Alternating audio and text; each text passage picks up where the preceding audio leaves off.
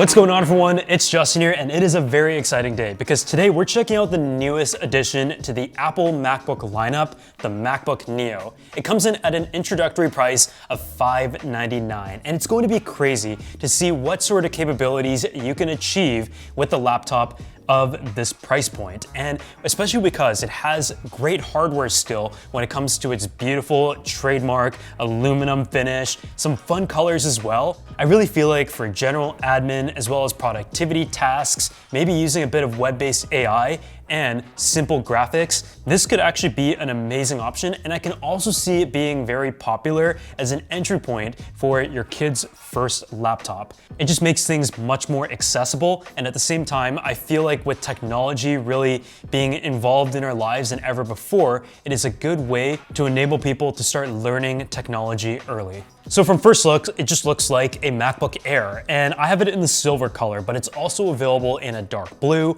a light pink, and a light yellow, and it's just meant to be a very fun computer. It is powered by the A18 chip with 8 gigabytes of memory, non-expandable, and you have the option between the $599 model with 256 gigs of storage, as well as for $100 more, you get double the storage and Touch ID, but the same processor.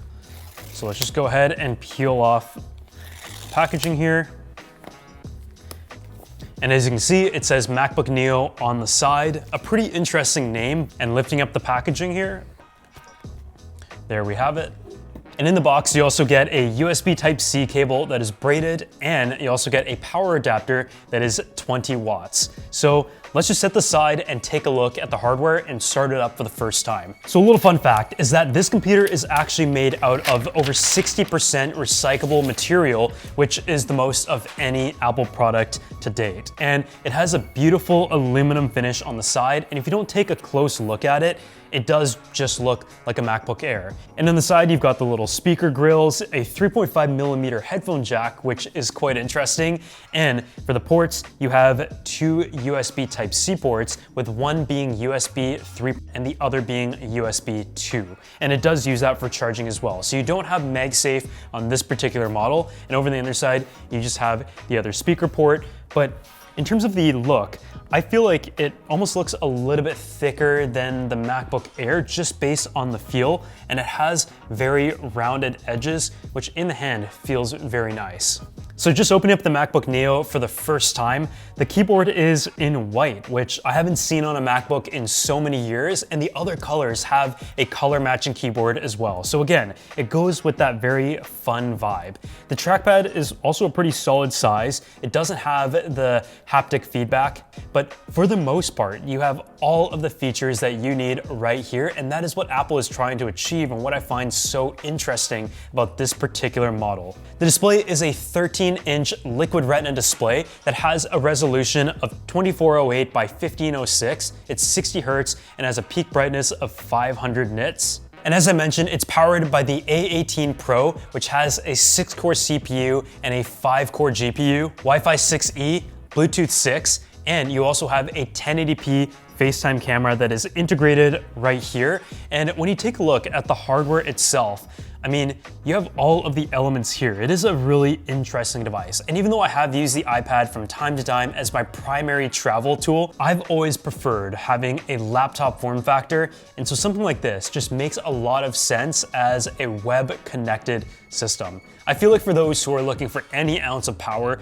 you should look towards something like the MacBook generations, even if you went for a previous generation, used or refurbished. But if you're looking for a new computer that has all of the great fundamentals and has great battery life, solid display, and at a very accessible price, it's going to be very hard to beat the MacBook Neo, in my opinion, industry-wide, just looking at the specs, especially when you compare it to something like a Chromebook that usually hovers around the same price, if not higher.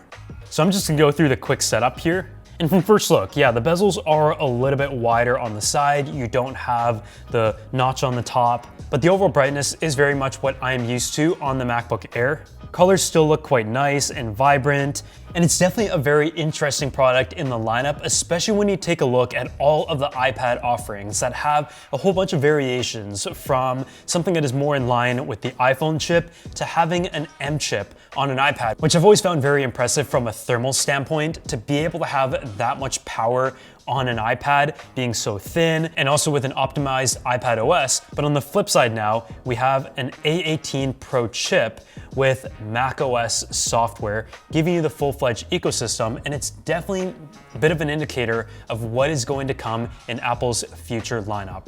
I mean, the MacBook lineup is more diverse than ever before. MacBook Airs are able to handle more powerful tasks, from my personal experience, than MacBook Pros were years ago. And I've always found that I've been able to do a lot more than I expected from that model, and the MacBook Pro is essentially like having a desktop on the go, just because of, once again, how much the power has improved as a result of the progressions of Apple's unified memory. And now you have a product that enters the lineup as the base option, but still has beautiful hardware that is in line with the current lineup, but at an incredible price point that does make you question what you're able to achieve on such a device in 2026. As always, if you guys enjoyed this video, make sure you go ahead and drop a like, subscribe to the channel, and let me know if you have any questions down below, and I'll see you all in the next one.